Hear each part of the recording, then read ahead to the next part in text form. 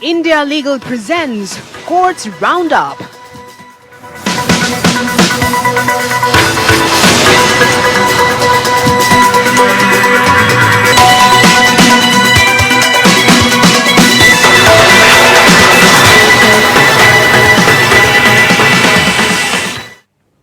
नमस्कार, आप देख रहे हैं हमारी खास पेशकश कोर्ट्स राउंडअप। मैं हूं आपके साथ रिशु त्यागी। इस बुलेटिन में अगले आधे घंटे हम आपको कोर्ट से जुड़ी तमाम छोटी बड़ी खबरों से रूबरू करवाएंगे। कोर्ट की कार्यवाही और सुप्रीम कोर्ट से लेकर हाई कोर्ट और लोअर कोर्ट्स तक के फैसलों को आपके सामने रखेंगे। लेकिन आगे बढ़ने से पहले एक नजर डालते हैं हेडलाइंस पर। इस कार्यक्रम के प्रायोजक है डॉक्टर ऑर्थो आयुर्वेदिक ऑयल और कैप्सूल। अब दर्द भी घुटने टेकेगा। खेड़ा पिटाई मामले में पुलिस वालों के खिलाफ अवमानना कार्यवाही पर सुप्रीम कोर्ट ने लगाई रोक। साथ में आरोपियों को लगाई फटकार। पूछा, लोगों को खंबे से बांधने और पीटने का अधिकार कैसे है? क्या बीएसएफ का क्षेत्राधिकार बढ़ाना राज्य के अधिकार क्षेत्र में असंवैधानिक हस्तक्षेप है? सुप्रीम कोर्ट पंजाब के केंद्र के खिलाफ वाद में करेगा विचार। 7 मुद्दे किए तय।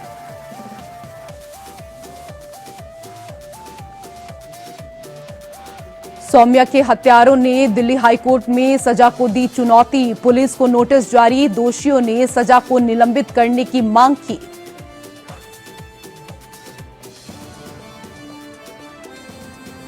दिल्ली हाईकोर्ट ने पीएम केयर्स फंड के कर छूट संबंधी जानकारी का खुलासा करने के केंद्रीय सूचना आयोग के आदेश को किया रद्द। कहा, संबंधित जानकारी केवल विशेष परिस्थितियों में ही दी जा सकती है।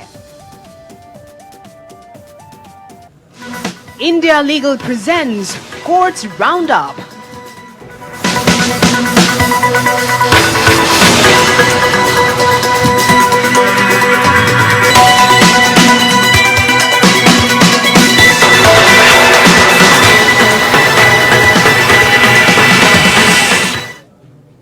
कोर्ट से जुड़ी खबरें अब विस्तार से। गुजरात के खेड़ा में मुस्लिम युवकों को खंभे से बांधकर मारने वाले 4 पुलिस कर्मियों को सुप्रीम कोर्ट से राहत मिली है। सुप्रीम कोर्ट ने 4 आरोपी पुलिस अधिकारियों के खिलाफ अवमानना कार्यवाही पर रोक लगा दी। राहत देते हुए अदालत ने पुलिस वालों को खूब खरी खोटी सुनाई।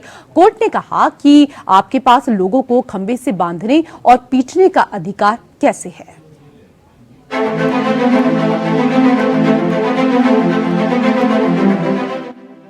सुप्रीम कोर्ट में गुजरात में खेड़ा में पुलिस वालों द्वारा सार्वजनिक रूप से मुस्लिम युवकों की पिटाई मामले में सुनवाई की।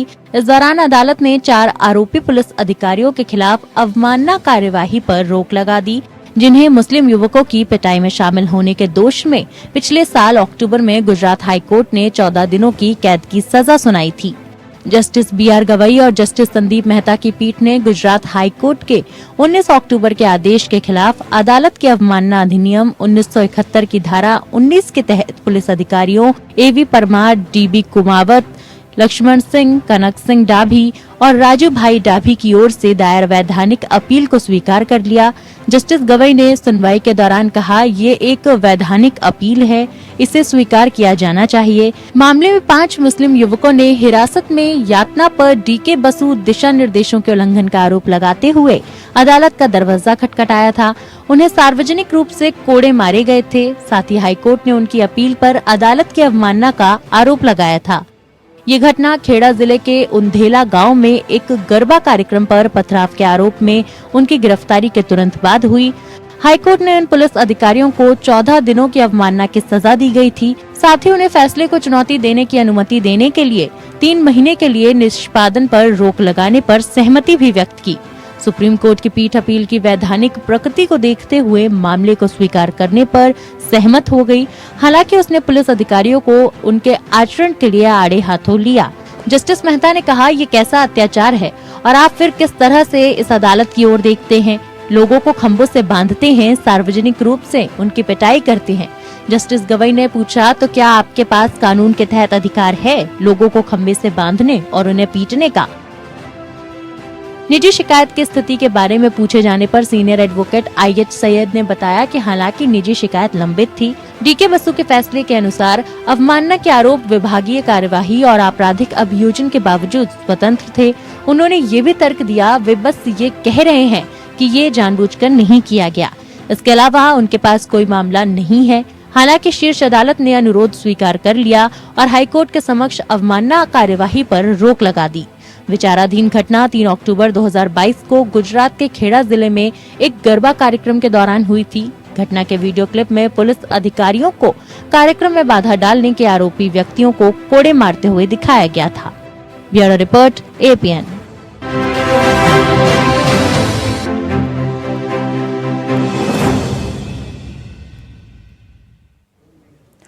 और उधर पत्रकार सौम्या विश्वनाथन मर्डर केस में दोषी ठहराए जाने के बाद सजा पाए हत्यारों ने हाईकोर्ट में उम्र कैद को चुनौती दी है। इसके बाद कोर्ट की तरफ से दिल्ली पुलिस को नोटिस जारी किया गया है। इसमें कोर्ट ने अधिकारियों से दोषियों की सजा को निलंबित करने की मांग वाली अंतरिम अर्जी पर जवाब दाखिल करने को भी कहा है। जस्टिस सुरेश कुमार कैत और जस्टिस मनोज जैन की खंडपीठ ने पिछले साल नवंबर में ट्रायल कोर्ट की ओर से सुनाई गई सजा को निलंबित करने के लिए दोषियों की ओर से दायर आवेदनों पर भी नोटिस जारी किया। पीठ ने जेल से दोषियों के नॉमिनल रोल के साथ साथ मामले में ट्रायल कोर्ट का रिकॉर्ड भी मांगा।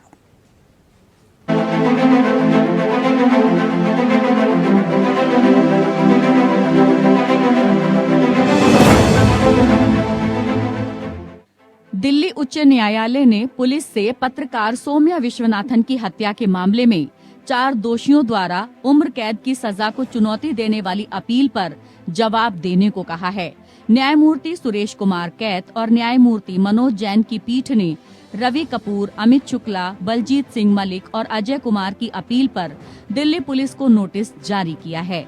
न्यायालय ने अधिकारियों से दोषियों की सजा को निलंबित करने की मांग वाली अंतरिम अर्जी पर जवाब दाखिल करने को भी कहा है। 25 नवंबर 2023 को इस मामले में साकेत कोर्ट ने सजा का ऐलान किया था।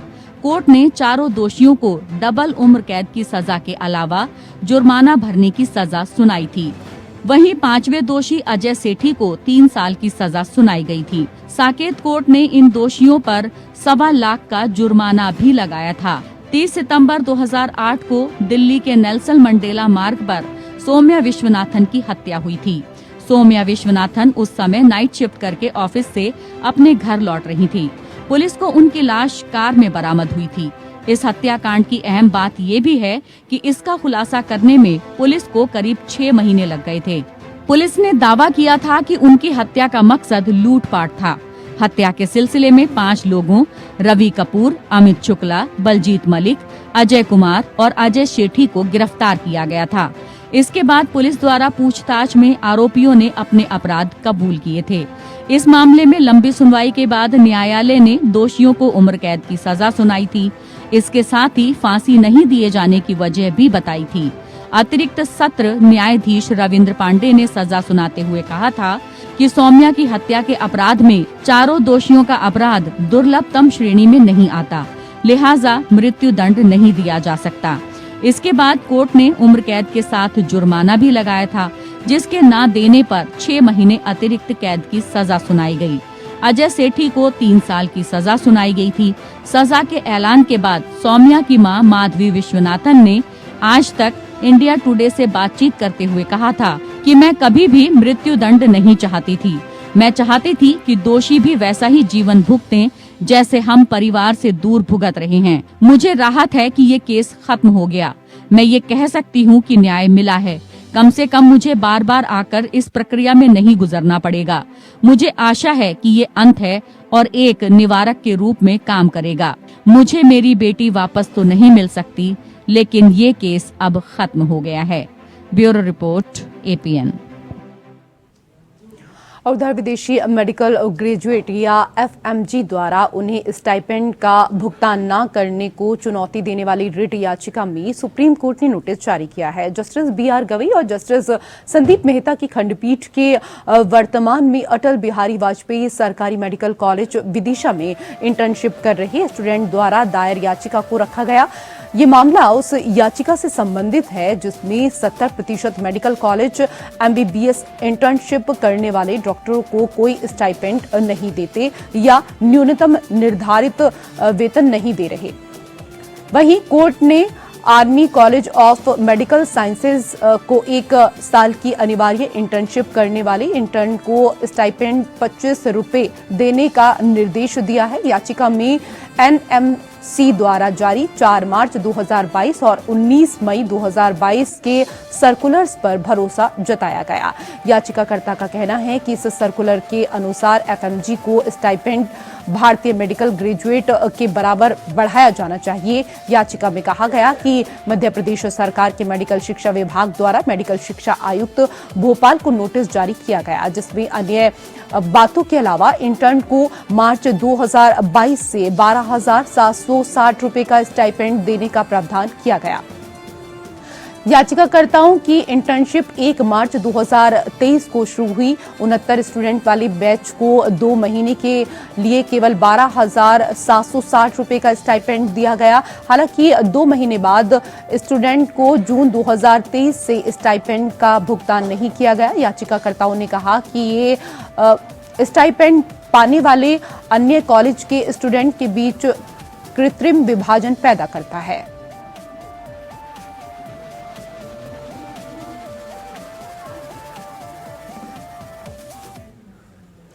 सुप्रीम कोर्ट ने कहा कि आईपीसी की धारा 420 के तहत दंडनीय धोखाधड़ी के अपराध के लिए किसी व्यक्ति पर मुकदमा चलाते समय ये देखा जाना चाहिए कि क्या धोखाधड़ी के कपटपूर्ण कार्य को शिकायतकर्ता द्वारा किसी भी संपत्ति को अलग करने के लिए प्रेरित करने वाले प्रलोभन के साथ जोड़ा गया था। हाईकोर्ट और ट्रायल कोर्ट के सहमति वाले निष्कर्षों को पलटते हुए जस्टिस सूर्यकांत और जस्टिस केवी विश्वनाथन की पीठ ने कहा कि धोखाधड़ी का अपराध गठित करने के लिए केवल एक कपटपूर्ण कार्य करना पर्याप्त नहीं है, जब तक कि कपटपूर्ण कार्य ने किसी संपत्ति या मूल्यवान सिक्योरिटी के हिस्से को देने के लिए बेईमानी से व्यक्ति को धोखा देने के लिए प्रेरित न किया हो, जिसके परिणाम स्वरूप व्यक्ति को हानि या क्षति होती है। अदालत ने पति द्वारा अपनी पत्नी और रिश्तेदारों के खिलाफ दायर आपराधिक मामले को इस आधार पर रद्द कर दिया कि विदेश यात्रा के लिए अपने नाबालिग बच्चे का पासपोर्ट मांगने के लिए अपने पति के हस्ताक्षर का उपयोग करने के पत्नी का कृत्य धोखाधड़ी और जालसाजी का अपराध करने के समान नहीं है। न्यायालय ने कहा कि पत्नी की ओर से बेईमान इरादे की कमी है। इसके अलावा पति को कोई नुकसान या क्षति नहीं हुई है, क्योंकि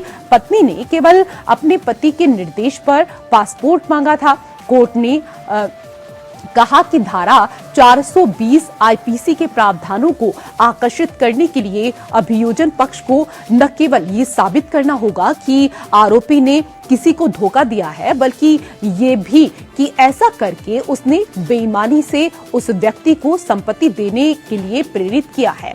इस मामले में अपीलकर्ता नंबर 1 और प्रतिवादी नंबर 2 पत्नी और पति हैं। पति लंदन में नौकरी करता है और दोनों ने लंदन में रहने का फैसला किया। हालांकि इसके बाद पति ने उसे लंदन में छोड़ दिया और पत्नी अपने रिश्तेदार के घर में रहने लगी। इसके बाद पत्नी ने भारत में एक बच्चे को जन्म दिया और पति के निर्देश पर अपने नाबालिग बच्चे के लिए पासपोर्ट मांगा। बाद में पति ने अपीलकर्ताओं यानी पत्नी और उसके रिश्तेदारों के खिलाफ शिकायत दर्ज कराई कि उन्होंने एक नाबालिग बच्चे का पासपोर्ट प्राप्त करने के लिए उसके जाली हस्ताक्षर किए थे। इस केस में अदालत ने फैसला दिया।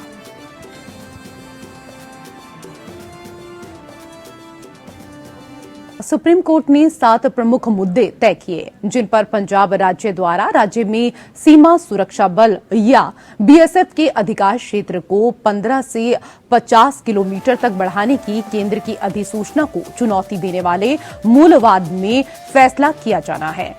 चीफ जस्टिस चंद्रचूड़, जस्टिस जेबी पारदीवाला और मनोज मिश्रा की पीठ अन्य बातों के अलावा बीएसएफ अधिनियम के तहत भारत की सीमाओं से सटे क्षेत्रों की स्थानीय सीमा वाक्यांश की व्याख्या पर फैसला करेगी। वकीलों द्वारा दिए गए संयुक्त सुझावों के परिणाम स्वरूप न्यायालय द्वारा निम्नलिखित मुद्दे तय किए गए। इनमें से कुछ मसले हैं। क्या बीएसएफ अधिनियम 1968 की धारा 139 के तहत बीएसएफ के अधिकार क्षेत्र को 15 से 50 किलोमीटर तक बढ़ाना भारत की सीमाओं से सटे क्षेत्रों की स्थानीय सीमा से परे है। क्या बीएसएफ अधिनियम 1968 की धारा 139 के तहत भारत की सीमाओं से सटे क्षेत्र की स्थानीय सीमा निर्धारित करने के उद्देश्य से सभी राज्यों के साथ एक जैसा व्यवहार किया जाना चाहिए? बीएसएफ अधिनियम 1968 की धारा 4 और इसके साथ ही 139 के तहत भारत की सीमाओं से सटे क्षेत्रों की स्थानीय सीमाएं वाक्यांश का अर्थ निर्धारित करने में किन कारकों को ध्यान में रखा जाना चाहिए? क्या मध्य प्रदेश राज्य बनाम भारत संघ 2011 यानी कि 2011 केस निर्णय के आलोक में 2021 की अधिसूचना की संवैधानिकता को संविधान के अनुच्छेद 131 यानी कि 131 के तहत मूलवाद में चुनौती दी जा सकती है? वर्तमान मामले पर कौन सी राहत और लागतें लागू होगी? इसके अतिरिक्त ये निर्देश दिया गया कि कोई मौखिक साक्ष्य प्रस्तुत नहीं किया जाएगा और न्यायालय ने हर्षित आनंद पंजाब राज्य के लिए और कनु अग्रवाल भारत संघ के लिए को नोडल वकील नियुक्त किया, जो सभी दस्तावेजी साक्ष्यों इसके साथ ही मिसालों आदि के संबंध में एक संयुक्त संकलन तैयार करेंगे, जो 31 मार्च 2024 को या उससे पहले प्रस्तुत किया जाना है।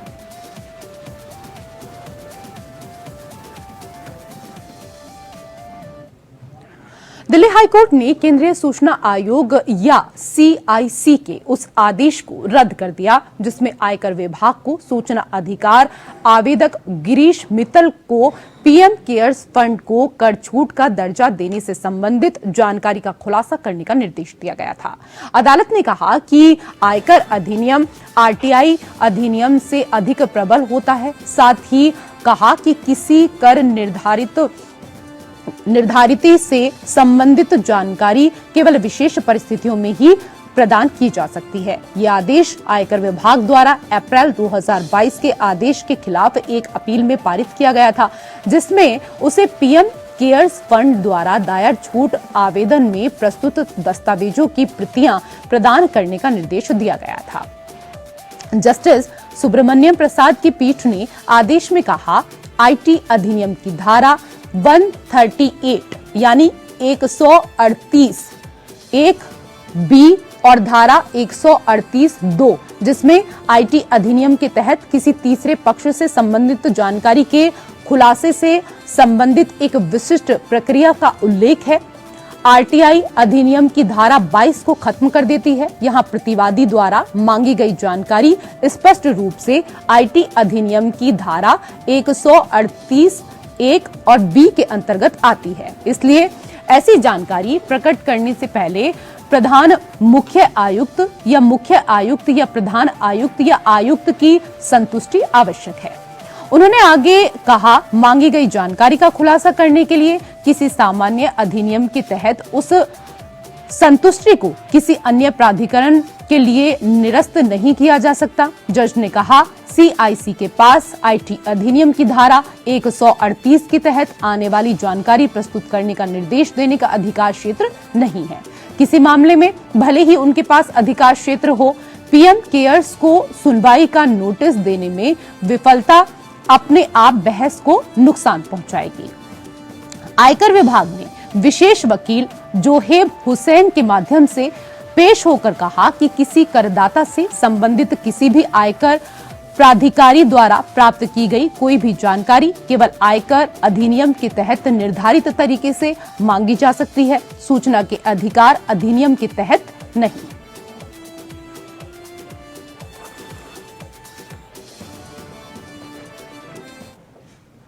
उधर एनजीटी ने पंजाब सरकार को राज्य में पराली जलाने के कारण वायु प्रदूषण के शमन के लिए एक संशोधित कार्य योजना प्रस्तुत करने का निर्देश दिया।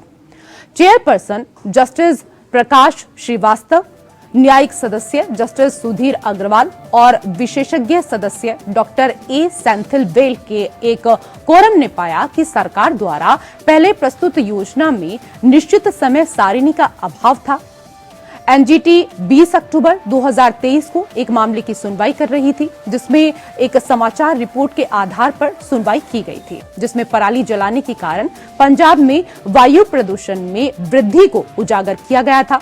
29 नवंबर 2023 को ट्रिब्यूनल ने पंजाब के साथ साथ हरियाणा राज्य को 1 जनवरी 2024 से 1 सितंबर 2024 तक प्रस्तावित चरणवार कार्रवाई का खुलासा करते हुए एक समयबद्ध कार्य योजना तैयार करने का निर्देश दिया था, जिसमें अगले वर्ष के लिए विभिन्न निवारक कदम शामिल हो सकते हैं।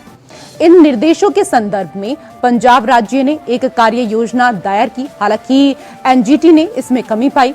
एनजीटी ने निम्नलिखित विशिष्ट घटकों के साथ एक अधिक व्यापक योजना तैयार करने का सुझाव दिया। आकलन, कृषि क्षेत्र का मूल्यांकन करने के लिए अगस्त सितंबर तक उपग्रह चित्रों, ड्रोन सर्वेक्षण और भौतिक मानचित्रण का उपयोग, उत्पन्न पराली की सीमा की पहचान करना, प्रत्येक फार्म को एक विशिष्ट आईडी दी जानी चाहिए जो आगे की प्रक्रिया के लिए रिसीवर से जुड़ी हो। पराली को यांत्रिक रूप से हटाना, कटाई के तुरंत बाद बड़े, मध्यम और छोटे खेतों के लिए तैयार यांत्रिक पराली हटाने वाले यंत्र को तैयार करने के लिए सरकारी एजेंसियों को जुटाना, निगरानी एक कठोर निगरानी और प्रवर्तन तंत्र की स्थापना, जिसमें अंतर विभागीय समन्वय और पुलिस बल शामिल हैं, उल्लंघनकर्ताओं पर दंड लगाना और उल्लंघनों के डेटाबेस का रखरखाव, हॉटस्पॉट निगरानी, पराली जलाने की चपेट में आने वाले क्षेत्रों की पहचान और निगरानी, सख्त प्रवर्तन तंत्र लागू करना। कुछ सुझावों के साथ ट्रिब्यूनल ने पंजाब राज्य को 22 मार्च 2024 को अगली सुनवाई से कम 1 सप्ताह पहले संशोधित कार्य योजना के साथ एक नई कार्रवाई रिपोर्ट दर्ज करने का निर्देश दिया।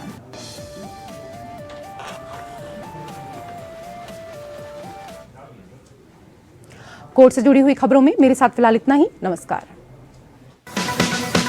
India Legal presents Courts Roundup.